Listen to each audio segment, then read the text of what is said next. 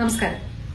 രാജ്യത്തിന്റെ പരമോന്നത നീതിപീഠമായ സുപ്രീം കോടതി ഒരു സംസ്ഥാനത്തിന്റെ പ്രോജക്റ്റിനെ പ്രത്യേകമായി അഭിനന്ദിക്കുന്നത് അപൂർവമായിട്ടുള്ള ഒരു കാര്യമാണ്.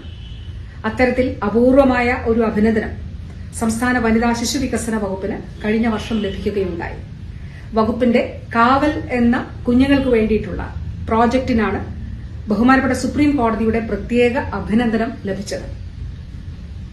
പ്രത്യേക പരിചരണവും ശ്രദ്ധയും ആവശ്യമുള്ള നിയമവുമായി സംഘർഷത്തിലുള്ള കുഞ്ഞുങ്ങളെ സമൂഹത്തിലേക്ക് പുനരധിവസിപ്പിക്കുന്നതിനും പുനഃക്രമീകരിക്കുന്നതിനും വേണ്ടിയിട്ടുള്ള ഒരു സാമൂഹ്യ അധിഷ്ഠിത കമ്മ്യൂണിറ്റി ബേസ്ഡ് ആയിട്ടുള്ള ഒരു പരിപാടിയാണ് കാവൽ.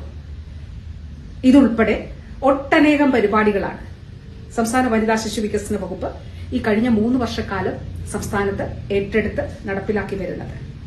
യുണിസെഫ് സംസ്ഥാന സർക്കാരിന്റെ ഫോസ്റ്റർ കെയർ ഇതുമായി ബന്ധപ്പെട്ടിട്ടുള്ള പ്രവർത്തനങ്ങളെ ഡോക്യുമെന്റ് ചെയ്യുന്നതിന് വേണ്ടിയിട്ടുള്ള പ്രവർത്തനങ്ങൾ ആരംഭിച്ചിട്ടുണ്ട്. കുടുംബാധിഷ്ഠിത പരിചരണം എല്ലാ കുഞ്ഞുങ്ങൾക്കും ഉറപ്പാക്കുന്നതിന് വേണ്ടി, പ്രത്യേക ശ്രദ്ധയും പരിചരണവും ആവശ്യമുള്ള കുഞ്ഞുങ്ങൾക്ക് വേണ്ടി അത് ഉറപ്പാക്കുന്നതിന് വേണ്ടിയിട്ടുള്ള ഫോസ്റ്റർ കെയർ പ്രോഗ്രാം വളരെ പ്രധാനപ്പെട്ടതാണ് എന്നുള്ളതാണ് സംസ്ഥാന സർക്കാർ കാണുന്നത്. ഇതുവരെ 12,000-ലധികം കുഞ്ഞുങ്ങൾക്കാണ് ഫോസ്റ്റർ കെയറിലൂടെ കുടുംബാന്തരീക്ഷത്തെക്കുറിച്ച്, കുടുംബത്തെക്കുറിച്ചും കുടുംബത്തിലുള്ള കരുതലിനെയും സ്നേഹത്തെയും കുറിച്ചൊക്കെ അറിയുന്നതിനു വേണ്ടിയും അതിൽ ആ ഒരു കുടുംബാന്തരീക്ഷത്തിൽ ആയിരിക്കുന്നതിനു വേണ്ടിയിട്ടുള്ള അവസരം സൃഷ്ടിക്കപ്പെട്ട് ആ കുടുംബങ്ങളെ തെരഞ്ഞെടുക്കുന്നത് തീർച്ചയായിട്ടും എല്ലാവിധമായിട്ടുള്ള പരിശോധനകളും കുടുംബത്തിന്റെ താല്പര്യവും ഒക്കെ കണക്കിലെടുത്തുകൊണ്ടാണ് ഫോസ്റ്റർ കെയറിന് വേണ്ടിയിട്ടുള്ള കുടുംബങ്ങളെയും തിരഞ്ഞെടുക്കുന്നത്.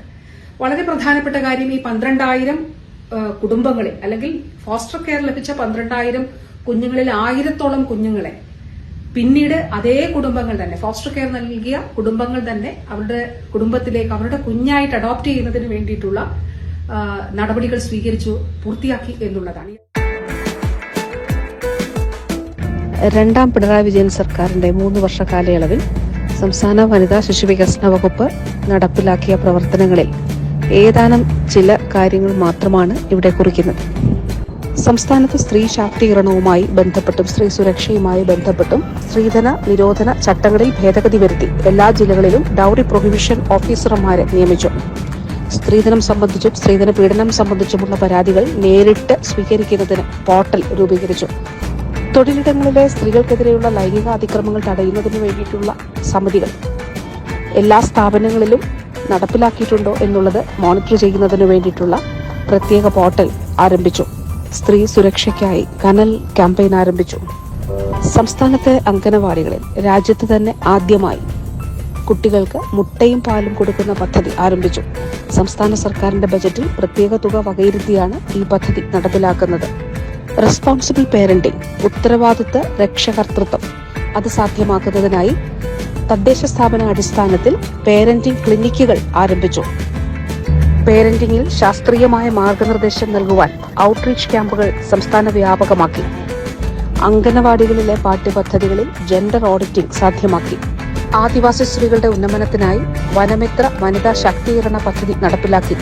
വനിതാ വികസന കോർപ്പറേഷന്റെ ഈ പദ്ധതിക്ക് ദേശീയ അംഗീകാരം ലഭിക്കുകയുണ്ടായി.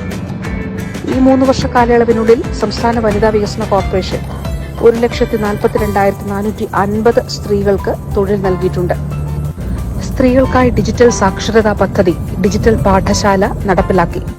സംസ്ഥാന വനിതാ ശിശു വികസന വകുപ്പിന് തിരുവനന്തപുരത്ത് ഡയറക്ടറേറ്റിൽ പുതിയ കെട്ടിടം നിർമ്മിച്ച് ട്രെയിനിംഗ് സെന്റർ പ്രവർത്തനം ആരംഭിച്ചു.